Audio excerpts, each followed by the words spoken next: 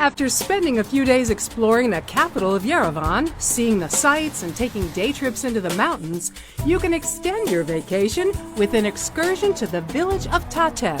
And getting there is an adventure in itself. Wow, it's so beautiful.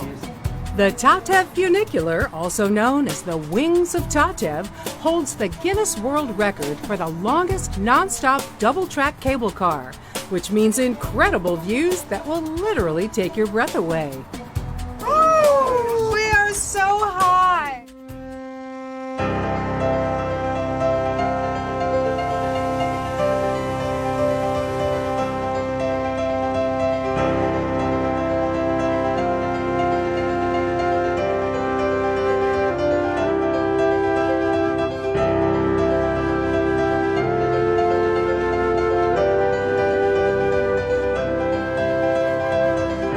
This amazing aerial tram takes you on the trip of a lifetime, traveling at 23 miles an hour for an unforgettable 10 minutes.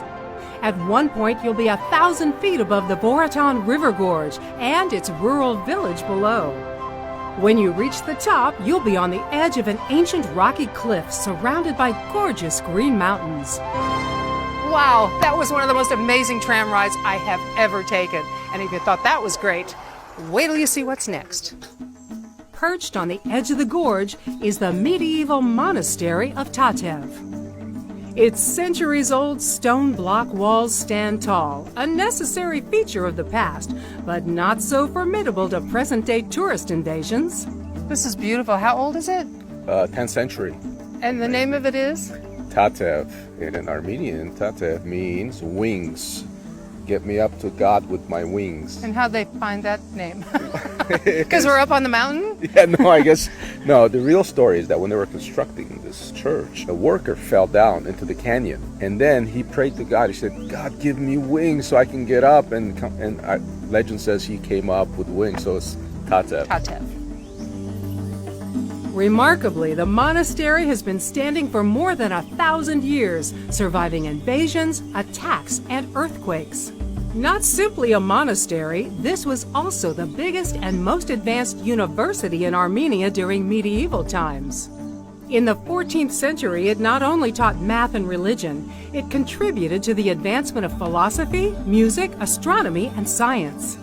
As you're exploring, definitely look into the original oil mill, now fully restored as an interactive museum. So, Laura, what's this place about? I actually know. This is an oil mill. They used to put seeds in this thing right here. They'd get an animal to push the stick around. The stone would go around and it would crush the seeds to make oil. Now, do you know what kind of oil they would make? Tell us. I have no idea. Sesame, linseed, and hemp. And what did they use the oil for? For hummus? No, not for suntan lotion either. It was for food, for candles, and then when the enemies came, they would boil it and pour it over the wall. Oh, just like the movies. Exactly. The oil mill was built outside the wall of the monastery so that private clients could use it without interrupting the serenity of life in the monastery.